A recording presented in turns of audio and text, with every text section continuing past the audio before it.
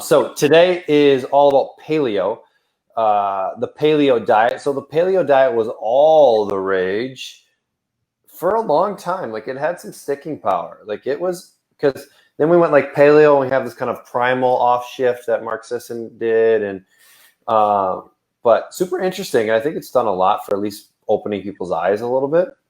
I definitely agree. And I think there's some really awesome points in paleo. And I think there's things that the reason that we're not, I mean, there's still a big push in the paleo community, but I think it's the reason that we, it's a good foundation, but I think there's a reason that we've kind of reached 100% away from paleo, and we can talk about some of those things today too. So I think we should first start with like defining what paleo is, maybe in its purest sense. So was it Lauren Cordain? Is he kind of like one of the godfathers of paleo? That's what I would say, because that's even that's who Rob Wolf started underneath in the whole like learning more about paleo lifestyle. So if you guys don't know who Rob Wolf is, he wrote a book, a few of them, and he was one of the first books that I have ever read about paleo. So paleo the actual term paleo refers to the Paleolithic time period. It basically when humans were hunters and gatherers. And so that's kind of where they're basing it off of, is what did humans eat during that time? Obviously, we can't be certain on what humans actually ate during that time.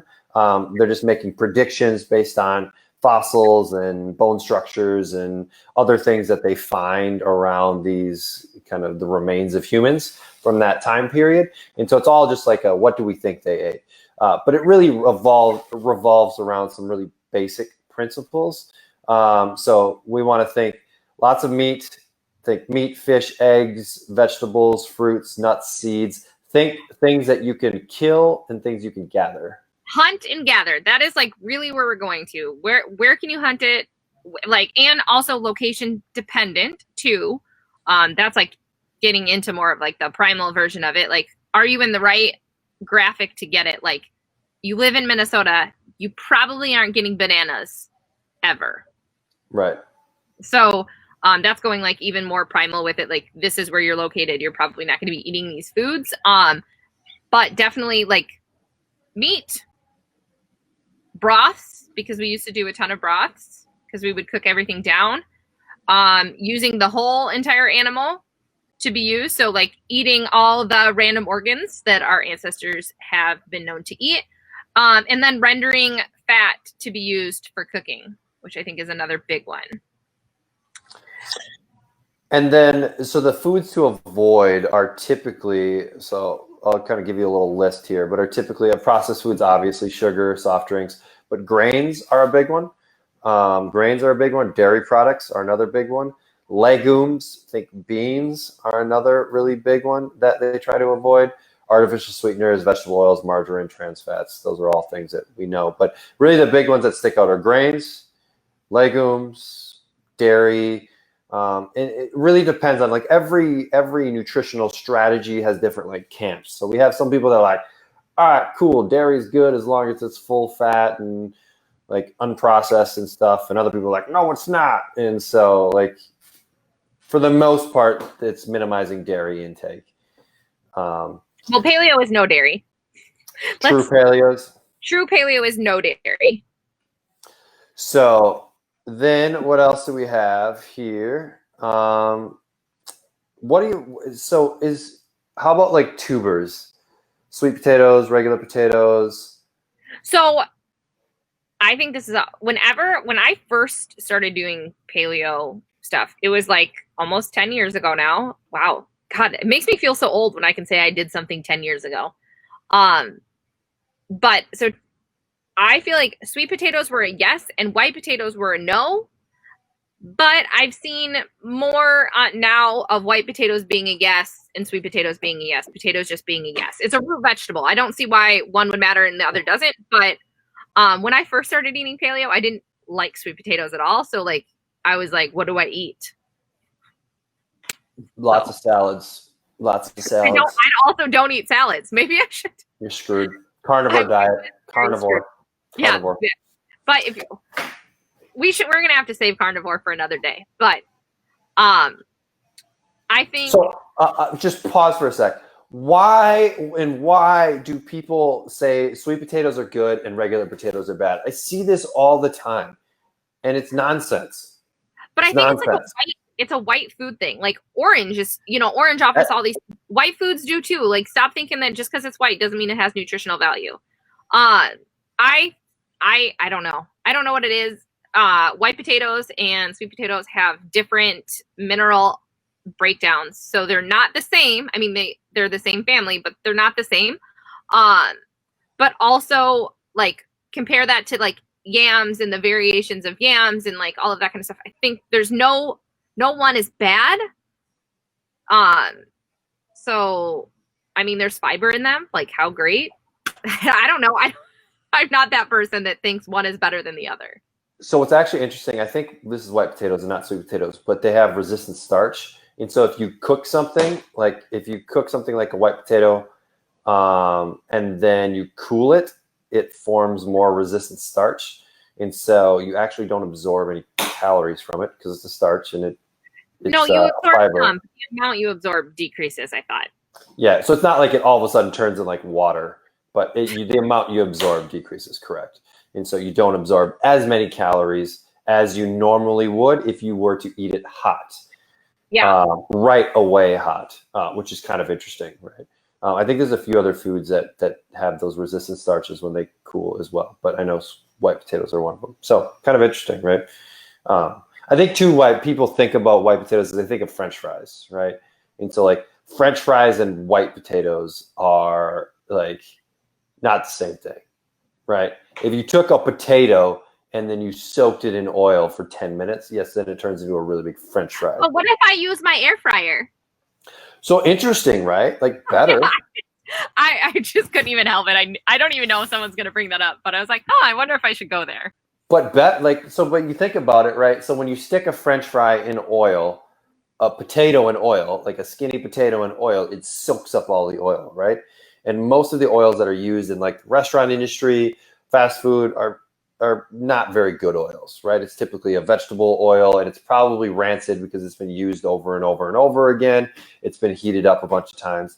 And so if you are using an air fryer, maybe using like an avocado oil, or you don't need oil at all to make stuff in your air fryer, I guess. I don't have an air fryer. You need something, don't you? Like, how does it? I don't know. It's not frying then. It's just baking. Okay, I am going to go buy an air fryer and maybe we'll do a whole air fryer episode. Yeah, I mean, it's super interesting, right? So the way that I understand it is it's very little oil, and then that allows you to not have as many calories, but you get the crispiness that you like from frying foods. Super interesting.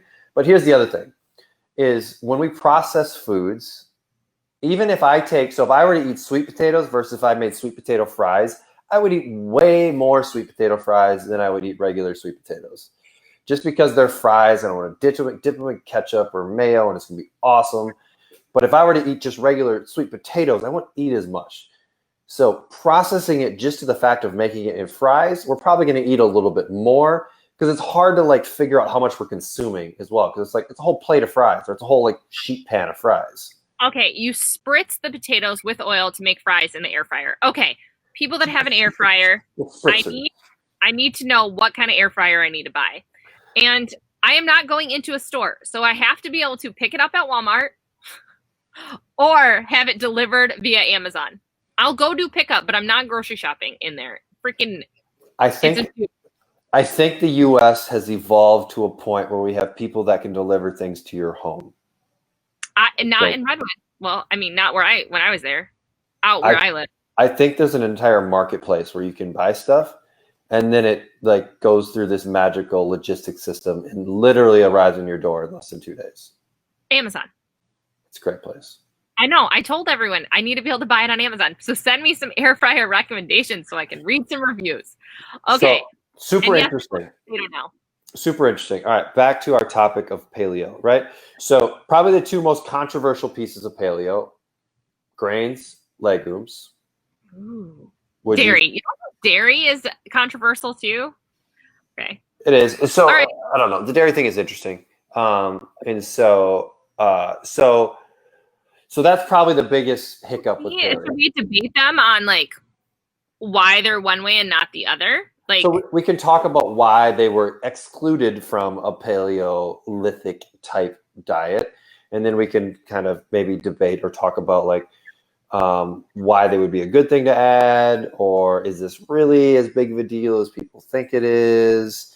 I like it. Let's go. So like Paleolithic time came before like the agricultural revolution, right? Before we were growing corn and growing grains and growing wheat and doing that kind of stuff. So that's where they're like, hey, we didn't have access to this stuff because we weren't cultivating it yet. Or the tools to make it into a product to be useful. So like we didn't have the skills to turn wheat into bread, like grind it into flour and do all that stuff. We didn't have that ability to do that.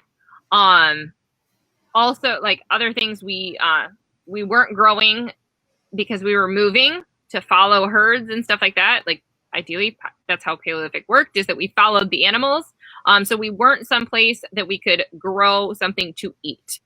We would have been eating stuff as we went, which is why I think grains are out. I also think how grains are processed this day and age is we go to the store and we buy them already processed, and the fact of how it's wheat to becoming bread on the shelf is an extremely processed like thing. And if you picked up a thing of bread and you way more than flour and water and sugar.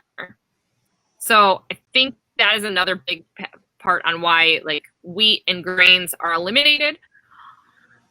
I'm on the fence of a lot of people have sensitivity to grains and wheat products and they don't even know it. So I understand why they're removed. I think they can be really beneficial to some people depending on body type and body sensitivity. Yeah, so the challenge with a lot of these is they really classify foods as it's in or it's out, which makes it easy for us to be able to like conceptualize it, because then you just follow it. Whenever we have rules, life is easier, right? It's either you broke the rule or you didn't break the rule, where most things are actually like, meh, I don't know if that's, a across the board type of rule. Paleo is a pretty hard black and white. Yes, it's in. No, it's not. Right. And so the other things we talk about with like grains is there are these molecules in grains that or plants produce that things like lectins and other things that plants produce to maybe make people not eat them as much, right? They can cause some digestive distress. Whether or not this is a big deal is probably up for debate. We know that cooking things reduces these molecules, so they don't have as big of an effect. So that's where like fermenting things, and that's why we got really smart as humans. Like, hey, I can't eat this raw, but when I ferment it, I can eat it. And so what that does is it just breaks down some of those molecules. And so that's why we're like a lot of these traditional preparations, like people figured this stuff out a long time ago, that fermenting was the good thing. And so they did that. But this was even before that, right? So if you're trying to follow strict paleo, you didn't learn about crops yet. Like if you're just chasing the buffalo, right? Or you're chasing whatever, right? And you're picking berries in the forest. And potatoes because you can store them, like that kind of thing. Yeah. I don't want to be the guy that carries all the potatoes. Like I don't want to be that guy. Like he's the guy that is the lowest on the totem pole. You are. Don't worry, I see you running with the spear at the front. Ah, okay. I'm with the spear. I'm the spear guy. Yep. Definitely a spear guy. Do we want to go into legumes and they're kind of the same way. I mean, they're kind of the same way. They're cultivated. They do have some what's the word I'm looking for? Anti-nutrients type stuff to them. Again, we hadn't really discovered them yet, so like they're not in dairy. Like, are you really gonna? We didn't have animals that were domesticated at the time, so like, and you're not gonna like go try and milk a wild cat, right? Like Milk a buffalo.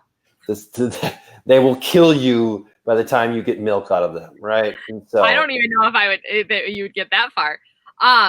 But I think that's why all of those things are limited. Also, those are big food groups where you see the highest amount of food sensitivities and food allergies. So removing them, and I mean, this is more of like going into Whole30, which is extremely strict paleo on a whole nother level.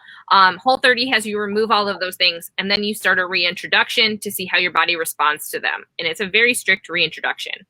So, but it Whole30 removes all of those things. No, like it is a version of that. We can kind of do it. We could do an episode on Whole30 too. But the idea is you remove the things and then you reintroduce them one at a time to see how your body responds. So if I notice someone's having a lot of inflammation or a lot of bloating, well, let's try and go dairy-free or gluten-free or any of these kind of things. If I notice you're eating something a lot, you can take them out and then you can re-add them and see how your body responds. Yeah, it's one of the reasons there's a lot of anecdotal evidence with the paleo diet. Like, hey, I went paleo and I felt great. Like all my bloating went away and yada, yada, yada. And was it because it was paleo, or did you just remove the foods that you were sensitive to, right? Well, and so it has to do a ton with inflammation. So we had someone ask about inflammation and anti-inflammatory. So a lot of benefits and a lot of things that I've seen from people who do paleo is removing inflammation. And we can talk about like the foods that are most likely to cause inflammation: sugar, processed food, hydrogenated oils, all of those things. So if you start removing things that are like big time offenders in inflammation, you'll see a reduction in inflammation. Just like that's why people see such benefits with paleo. Right. You could think about inflammation as we all have inflammation in our body, but we have like a certain, we're like, we go back to my like silo example, right? So if the silo is full of inflammation, right, like we're a hurting unit because there's not as much space in there. It's producing all of these chemicals that are causing us some pain. But if we can reduce that and get it to a more manageable level, then our body's able to handle it. Because inflammation is a good thing. We need it in order to repair, but too much of it becomes a bad thing.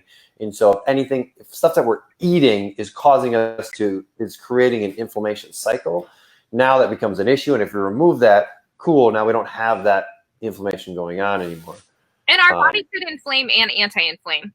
Mm-hmm. Just, the reminder, like we need to be able to inflame. Like you sprain your ankle, you should get inflammation.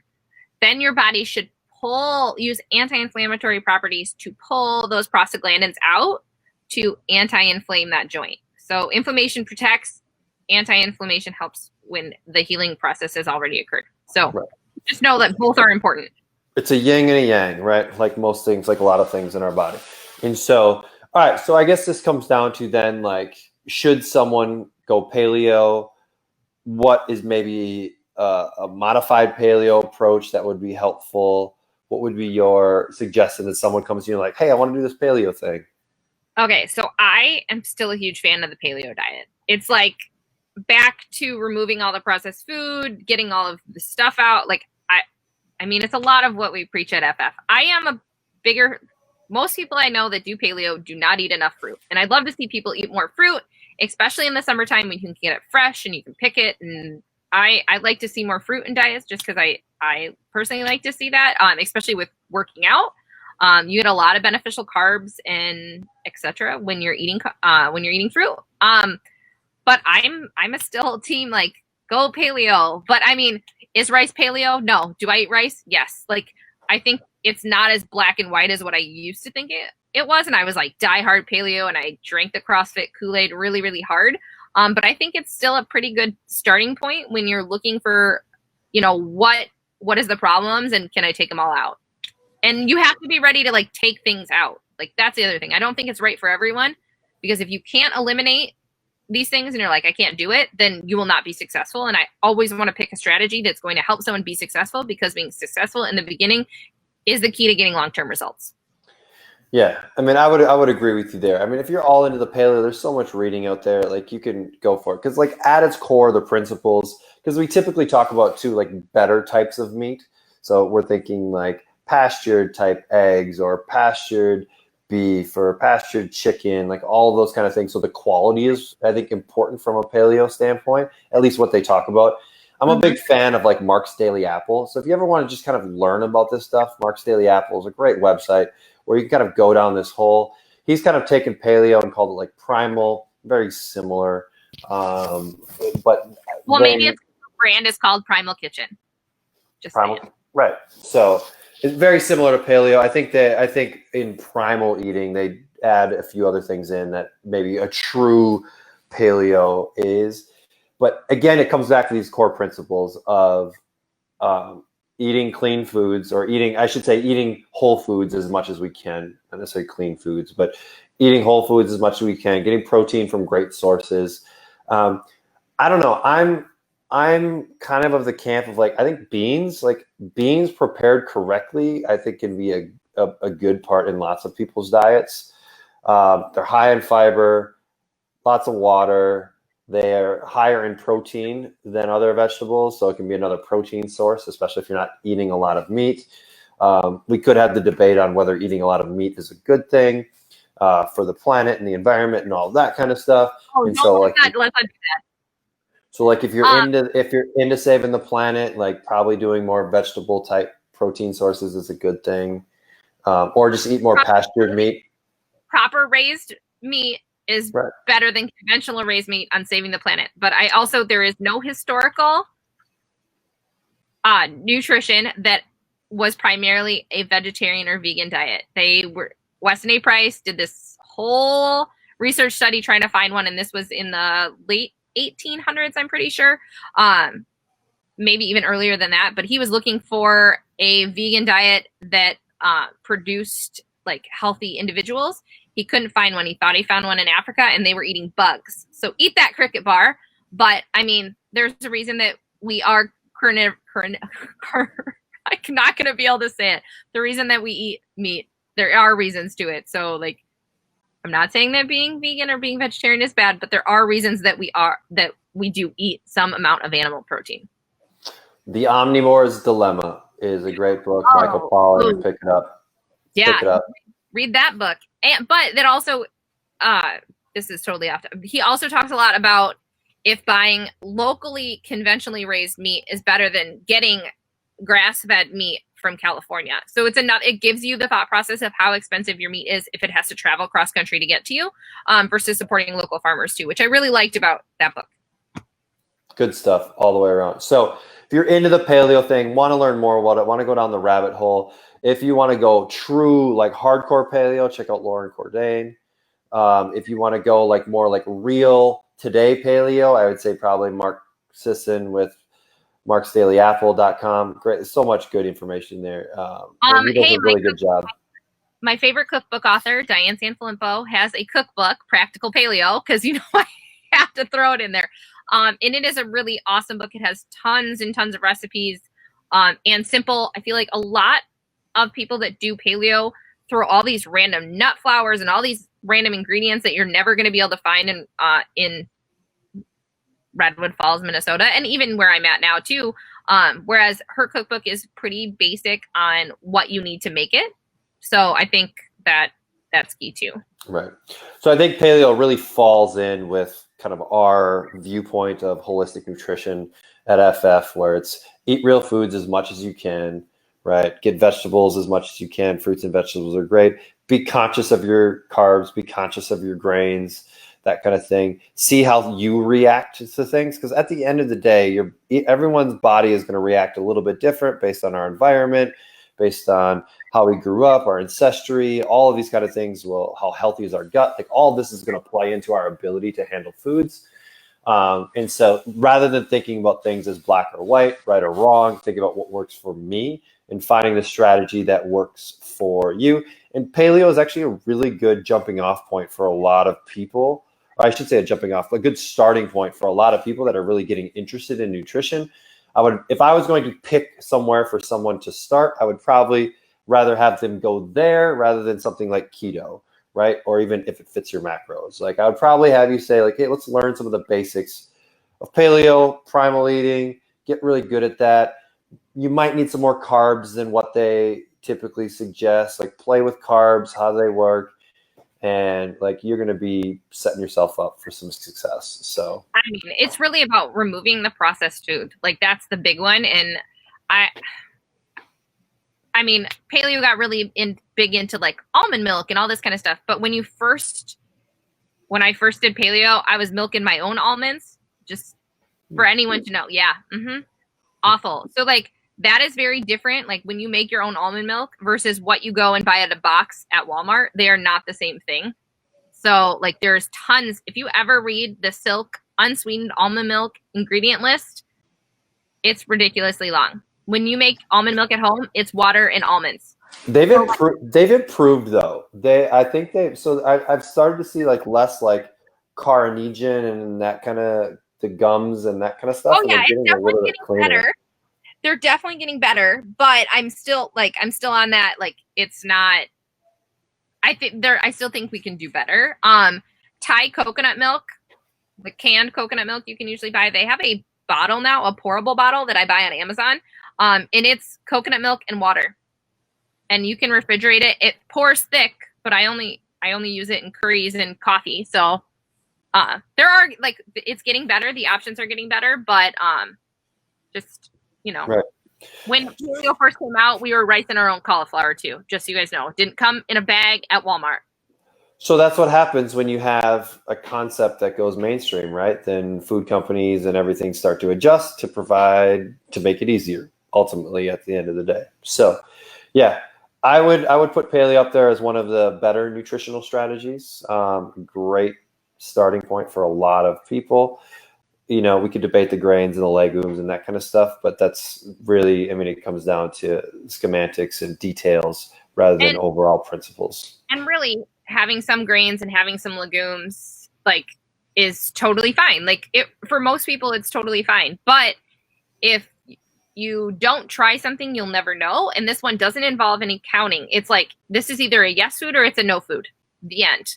And if you're really worried about cutting dessert or not having something, you can kind of sneak in some paleo treats, and they would still comply, which a brownie is still a brownie. But like, if you feel like removing everything like that is going to be really hard, there are ways to do it. Right. And then that falls into like, these are nutritional strategies, maybe something to guide you 90% of the time. And then like the other 10%, like go get some ice cream from Dairy King. Like, cool. Move on. I'm eating Bluebell ice cream right now and breaking out like a mother. So I should probably go back to the no dairy life, but hey. Got to do what you got to do, right? So ice cream is life.